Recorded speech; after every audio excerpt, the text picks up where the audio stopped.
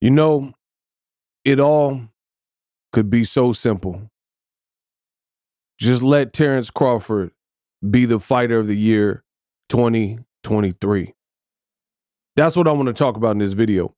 What up, Fight World? It's your boy Ego, and I'm back with some more boxing. Like I said, it all could be very simple, but old media won't allow it to. ESPN, they just came out with their rankings for what they believe to be the fighter of the year. Naoya Inoue is the person that they deemed is worthy of the 2023 fighter of the year honors. Now, my thing is this. I don't have anything against Naoya Inoue. He can fight.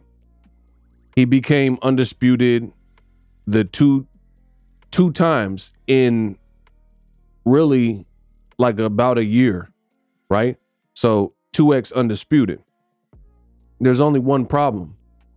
Terence Crawford did that same thing this year before Naoya Inoue, right? So I'm going to break it down further. There you see it.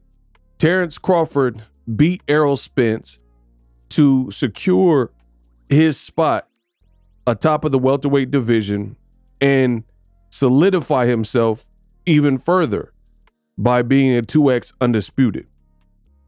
A lot of people, they seemingly throw out these little things like, oh, you can't be a two-time undisputed. You can't be fighter of the year unless you fought more than once.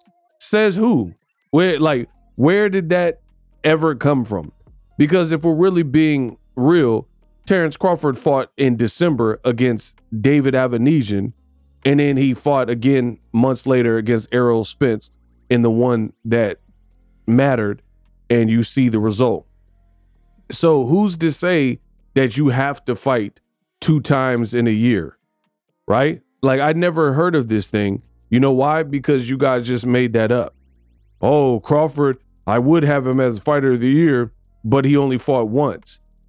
It doesn't matter. He fought once in the fight that mattered, and he splattered his opponent. Bravo to Terence Crawford. The other reason why I got to give it to Crawford is longevity. He's more fights into his career, and he's been doing this since the HBO days. HBO's been out of boxing for some years. Crawford was there. He was with ESPN, and now he has a partnership with PBC. So he's been really through all the different networks. Showtime just announced that they're closing their doors as well, and they did it years after HBO. And one man who was there for the HBO days is still atop of his craft, and that's Terence Crawford. Like, for example, you look at the other guys that were with HBO, Vasyl Lomachenko. He got 20 fights and about 3 losses. Should be 4 if we're counting Jermaine Ortiz.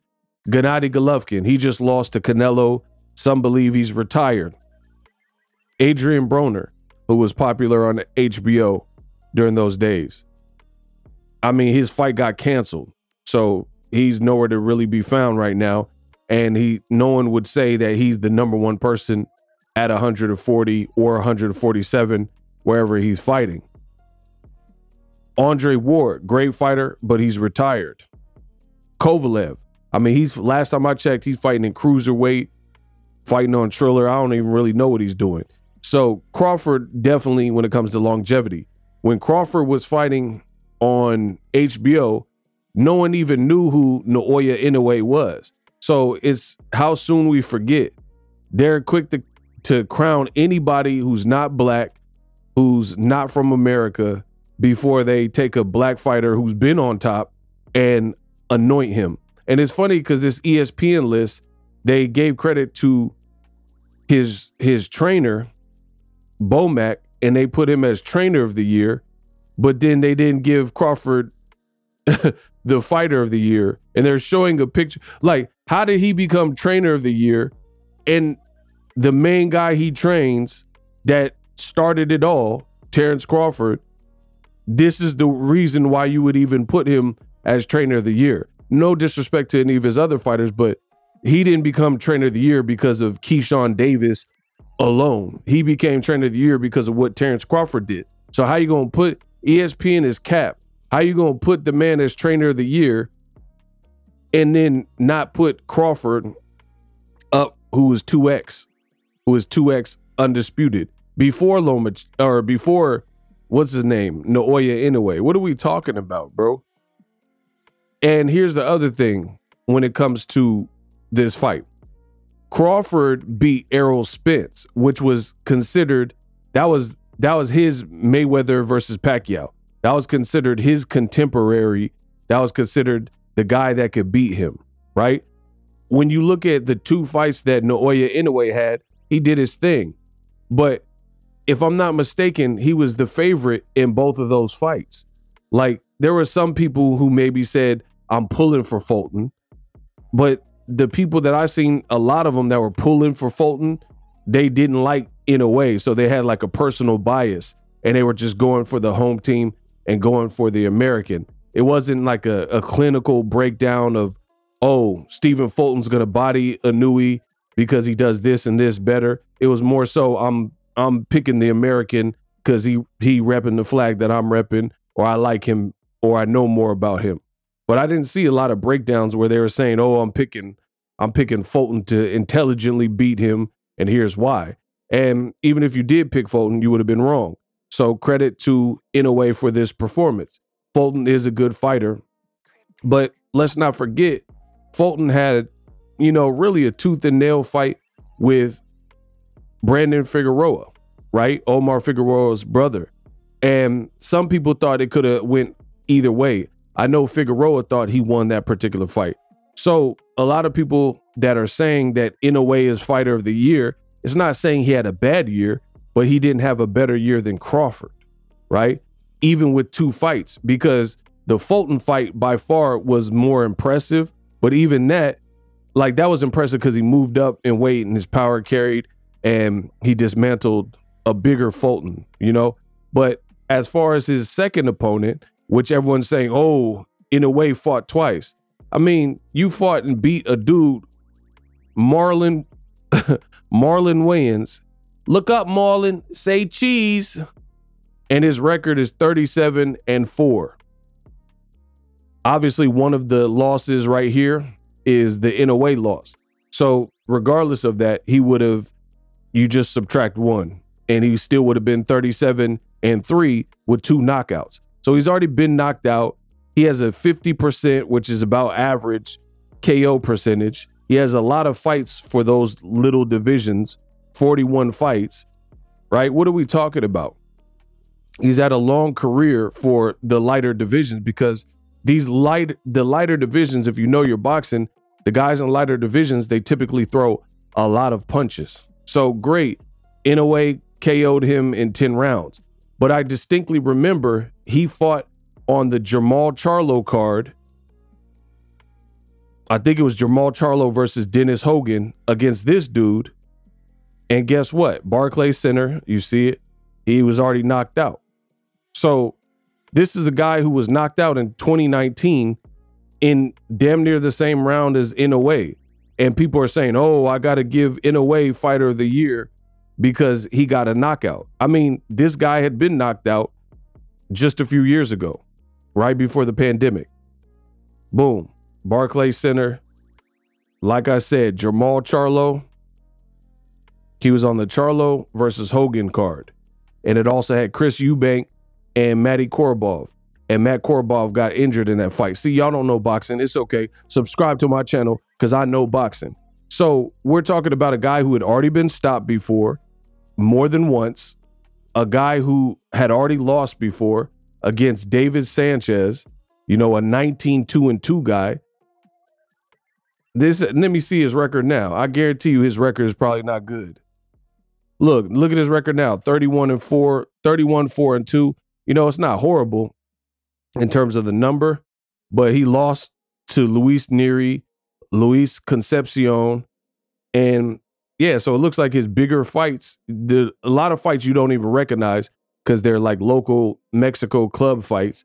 And this is a guy who also beat Marlon, so yeah, he did become undisputed, but you have to, I'm always, me personally, ego, I'm always going to favor quality over quantity.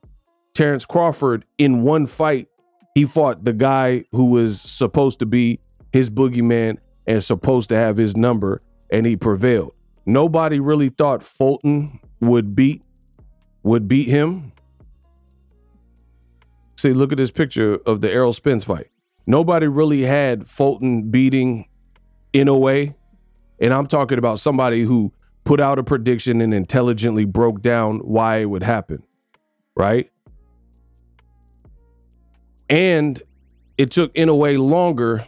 It took Inoue longer to get rid of the Marlon dude, than it did for Terence Crawford to stop Errol Spence. Plus, he got 3 knockdowns. What are we talking about? Crawford is the fighter of the year. Skill guy. You put him in any weight class. Like, if you could genetically modify a Crawford and put him at any weight, he's going to be a guy who stays in shape, a hell of a competitor, a switch hitter, you know, mean streak, and a beast mentality. He'd be dangerous at cruiserweight, heavyweight, any weight class. And again, I'm always going to pick quality over quantity. This man Crawford beat his Pacquiao, you know, the same like Errol Spence. What Manny Pacquiao was to Floyd was what Errol Spence was to Terence Crawford. People looked at that. It was like, okay, good little rivalry. This is his contemporary. Nobody thought that Marlon Tapales or whatever was going to beat Inoue. That's why, and he did it in Japan, which gave him less of an advantage. So I don't understand. I'm not taking anything away from Naoya Inoue. He's technically a sound fighter and he can fight, but I can't put him above Crawford. Now, in a world where Crawford didn't exist, maybe he gets fighter of the year. But how do we give Naoya Inoue credit for beating and becoming 2X undisputed, but the guy he beat was not an Errol Spence per his division? Errol Spence had never been knocked out before. He had. Errol Spence was considered to be the bigger man. Against Naoya Inoue, I doubt that he was the bigger man. You know what? Let me look at it. See what I say? Despite him moving up in weight, you could tell that Inoue is still bigger than him. You can see it. Inoue is bigger than him. Despite him moving up in weight. Versus Errol Spence was considered the bigger, stronger welterweight. I mean, this is not even debatable. Just like Shakur said, this is not debatable. Inoue's doing his thing. You know, I'm not going to take anything away from him, but we're talking about two different things. Crawford's a monster. Inoue, they call him the monster. That's good. He's dope. But beating Maloney's and stuff, that's not comparable to what Crawford had done, even in the one fight, period, with Errol Spence. If you disagree, I need to see them comment. Subscribe.